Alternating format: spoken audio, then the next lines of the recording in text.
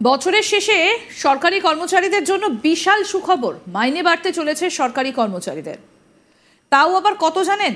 একেবারে 65 থেকে 70% মাইনে বাড়ছে, আর তাতে করে বেজায় খুশি কর্মচারীরা। ভাবুন একবার, বছরের শেষে সরকারি কর্মচারীরা তারা বেজায় খুশি কেন না তাদের মাইনে বাড়তে চলেছে। বছরের শেষে সরকার কর্মচারীদের জন্য একটা বিশাল সুখবর দিতে চলেছে। মাইনে বাড়তে চলেছে সরকারি কর্মচারীদের, তাও আবার কত জানেন? একেবারে 65 থেকে 70% মাইনে বাড়ছে, আর তাতে করে বেজায় খুশি কর্মচারীরা। এবার প্রশ্ন হচ্ছে যে এই যে এত শতাংশ মাইনে বাড়ছে, অর্থাৎ প্রায় 65 থেকে 70% মাইনে বাড়ছে, এটা কাদের বাড়ছে? নিশ্চয়ই জিজ্ঞেস করবেন যে কোন সরকারি কর্মচারীদের মাইনে বাড়ছে। এবার আপনাদের সেই প্রশ্নের উত্তর দিই। রাজ্যের অস্থায়ী যে সমস্ত কর্মচারীরা রয়েছেন, মূলত তাদেরই মাইনে বাড়ানো হচ্ছে। বহুদিন ধরেই রাজ্যের কর্মবন্ধুরা দাবি তুলেছিলেন বেতন বাড়াতে হবে তাদের, কেননা তারা প্রত্যেক মাসে মাত্র 2000 টাকা করে মাইনে পেতেন, যা দিয়ে কিছুতেই সংসার চলছিল না। অবশেষে বছর শেষের আগে কর্মবন্ধুদের বেতন বাড়ালো রাজ্য। এক লাফে বেতন বাড়ল 3000 টাকা। ইতিমধ্যেই এই বিষয়ে রাজ্য সরকারের পক্ষ থেকে প্রকাশ করা হয়েছে বিজ্ঞপ্তি। বৃহস্পতিবার রাজ্য সরকারের অর্থ দফতরের পক্ষ থেকে বেতন বৃদ্ধির কথা বিজ্ঞপ্তি দিয়ে জারি করেও জানানো হয়েছে। এবার থেকে তাদের মাসিক বেতন হতে চলেছে 5000। আর 26-এর বিধানসভা ভোটের আগে রাজ্য সরকারের মাইনে বাড়ানোটাকে মাস্টার স্ট্রোক বলে মনে করছেন বিশেষজ্ঞরা। কেন্দ্রীয় সরকারি কর্মচারীদের বেতন কেন্দ্রীয় বেতন কমিশনের সুপারিশের ভিত্তিতে গৃহীত ফর্মুলা অনুসারে ডিএ এবং ডিআর বৃদ্ধি করা হয়েছে। এর আগে গত 2023-এর অক্টোবরের শেষবার ডিএ বৃদ্ধি হয়েছিল, 4% বেড়ে 46% হয়েছিল।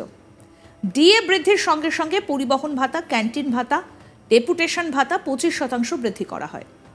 বিভিন্ন ভাতা বৃদ্ধির কারণে রাজকোষের ওপর বার্ষিক 9400 কোটি টাকার বোঝা বাড়বে।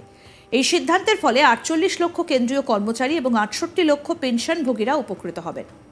হোলির আগে কেন্দ্রীয় কর্মীদের মহার্ঘ ভাতা বাড়ানোর ঘোষণা। কেন্দ্রীয় মন্ত্রিসভার বৈঠকে এই সিদ্ধান্তই নেওয়া হয়েছে। এছাড়াও সরকার উজ্জ্বলা প্রকল্পের মেয়াদ 1 বছরের জন্য বাড়ানোর কথাও ঘোষণা করেছে।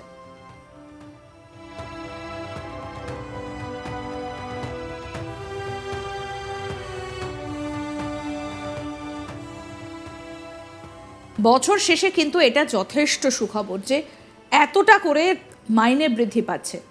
দীর্ঘদিন ধরেই দাবি উঠে আসছিল যে মাইনে বাড়ানো হোক। রাজ্যের অস্থায়ী যে সমস্ত কর্মচারীরা রয়েছেন তাদেরই এই মাইনে বাড়ানো হয়েছে। বহুদিন ধরে রাজ্যের কর্মবন্ধুরা দাবি তুলেছিলেন যে বেতন বাড়াতে হবে তাদের, কেননা তারা প্রত্যেক মাসে মাত্র 2000 টাকা করে মাইনে পেতেন, যা দিয়ে কিছুতেই সংসার চলছিল না। অবশেষে বছর শেষের আগে কর্মবন্ধুদের বেতন বাড়ালো রাজ্য। এক লাফে বেতন বাড়ল 3000 টাকা। ইতিমধ্যেই এই বিষয়ে রাজ্য সরকারের পক্ষ থেকে প্রকাশ করা হয়েছে বিজ্ঞপ্তি। বৃহস্পতিবার রাজ্য সরকারের অর্থ দফতরের পক্ষ থেকে বেতন বৃদ্ধির কথা বিজ্ঞপ্তি জারি করে জানানো হয়েছে। এবার থেকে তাদের মাসিক বেতন হতে চলেছে 5000। আর 26-এর বিধানসভা ভোটের আগে রাজ্য সরকারের মাইনে বাড়ানোটাকে মাস্টার স্ট্রোক বলে মনে করছেন বিশেষজ্ঞরা। কেন্দ্রীয় সরকারি কর্মচারীদের 7ম কেন্দ্রীয় বেতন কমিশনের সুপারিশের ভিত্তিতে গৃহীত ফর্মুলা অনুযায়ী ডিএ এবং ডিআর বৃদ্ধি করা হয়েছে। এর আগে গত 2023-এর অক্টোবরে শেষবার ডিএ বৃদ্ধি হয়েছিল, 4% বেড়ে 46% হয়েছিল। ডিএ বৃদ্ধির সঙ্গে সঙ্গে পরিবহন ভাতা, ক্যান্টিন ভাতা, ডেপুটেশন ভাতা 25% বৃদ্ধি করা হয়। বিভিন্ন ভাতা বৃদ্ধির কারণে রাজকোষের ওপর বার্ষিক 9400 কোটি টাকার বোঝা বাড়বে। আর এই সিদ্ধান্তের ফলে 48 লক্ষ কেন্দ্রীয় কর্মচারী এবং 68 লক্ষ পেনশনভোগীরা উপকৃত হবেন। হোলির আগে কেন্দ্রীয় কর্মীদের মহার্ঘ ভাতা বাড়ানোর কথা ঘোষণা করা হয়েছিল।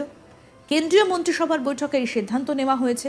এছাড়াও সরকার উজ্জ্বলা প্রকল্পের মেয়াদ 1 বছরের জন্য বাড়ানোরও ঘোষণা করেছেন। আমাদের প্রতিনিধি অনির্বাণ কি প্রতিবেদন তুলে ধরেছেন, শুনবো এবার। এবার রাজ্য সরকারের অস্থায়ী কর্মীদের বেতন বাড়ল। মূলত নবান্ন মারফত খবর যে রাজ্য সরকারের রাজ্য দফতরের অস্থায়ী এক শ্রেণীর কর্মীদের বেতন বাড়ানো হলো। মূলত কর্মবন্ধু এই প্রকল্পের আয়ত্তে কিন্তু বেশ কিছুজন কাজ করেন রাজ্য সরকারের অধীনে, এবং মূলত যারা কাজ করেন তারা এক শ্রেণীর সাফাই কর্মী, মূলত বিভিন্ন অফিসে ঝাড়ু পোছা করা এবং তার পাশাপাশি জিনিসপত্র ধোয়া মোছা করা, পরিষ্কার করা, এই সব দায়িত্বে তাদেরকে কাজ করানো হয়।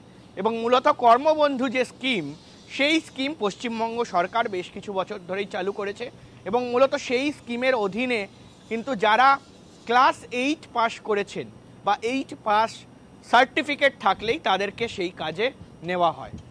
মূলত যা খবর এই মুহূর্তে দাঁড়িয়ে 65 থেকে 70% বেতন বাড়লো তাদের। মূলত তারা বেতন পেতেন 2000 টাকা মাসে এবং সেই বেতন বৃদ্ধি করা হলো 3000 টাকা। এবার থেকে তারা বেতন পাবেন 5000 টাকা প্রতি মাসে। নবান্ন সূত্রে জানানো হয়েছে যে কোথাও গিয়ে এই যে মূল্য বৃদ্ধি, এই যে আগুন বাজার, সেই বাজার দরের ক্ষেত্রে কিন্তু তাদের পক্ষে সংসার চালানো কঠিন হচ্ছিল এবং মূলত যারা অস্থায়ী কর্মী, যারা এই কর্মবন্ধু প্রকল্পের আন্ডারে কাজ করেন, তাদের ক্ষেত্রে কিন্তু বেশ অসুবিধা হচ্ছিল এবং সেখানে দাঁড়িয়ে কিন্তু এই যে হারে টাকা বাড়ানো 5000 টাকা, সেটা কিন্তু অন্যতম মাস্টার স্ট্রোক 2026 সালের নির্বাচনের আগে।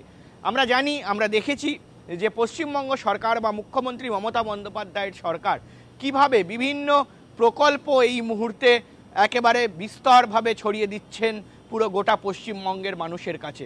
লক্ষ্মীর ভাণ্ডার রয়েছে, বিভিন্ন ভাতা রয়েছে, স্টুডেন্টদের ট্যাব দেওয়া থেকে শুরু করে স্টুডেন্টদের স্কলারশিপ এবং তার পাশাপাশি কিন্তু বেশ কিছু প্রকল্প এই মুহূর্তে যা জনহিতে এই মুহূর্তে জারি রয়েছে পশ্চিমবঙ্গ সরকারের তরফে। এবং এখানেই কিন্তু ফের একবার একেবারে নিম্ন শ্রেণী যারা এই মুহূর্তে দাঁড়িয়ে কর্মবন্ধু প্রকল্পের অধীনে কাজ করেন, যারা বিভিন্ন সরকারি দপ্তরে সাফাই করেন, ঝাড়ু পোছা করেন, তাদের এই মুহূর্তে টাকা বাড়ানোর সিদ্ধান্ত নিল রাজ্য সরকার। এবং একেবারে সরাসরি বলা হচ্ছে যে সেপ্টেম্বর মাস থেকে এই যে নোটিফিকেশান, সেই নোটিফিকেশানের একেবারে বলা যেতে পারে যে এরিয়ার্স, সেই টাকার এরিয়ার্স কিন্তু তারা সেপ্টেম্বর থেকে পাবেন। তার মানে তাদের যে টাকার বৃদ্ধি, সেই টাকার বৃদ্ধি কিন্তু গত সেপ্টেম্বর মাস থেকেই ধরা হবে এবং সেই এরিয়ার্স কিন্তু আগামী যে বেতন হবে সেই বেতনের সঙ্গে তারা পাবেন। এই মুহূর্তে দাঁড়িয়ে কিন্তু এই দাবি উঠেছিল এবং তাদের তরফ থেকে যারা কর্মবন্ধু প্রকল্পের যে অধীনে কাজ করেন তারা দাবি তুলেছিলেন টাকা বাড়ানোর এবং মূলত এখন পশ্চিমবঙ্গ সরকার তাদের সেই দাবি মেনে নিয়ে এই মুহূর্তে কিন্তু টাকা বাড়ানোর সিদ্ধান্ত নেয় এবং আগামী দিন থেকে 5000 টাকা করে প্রতি মাসে বেতন পাবেন কর্মবন্ধুর অধীনে থাকা কর্মীরা। আরও আপডেট পেতে দেখতে থাকুন আজ তাক বাংলা, সাবস্ক্রাইব করুন।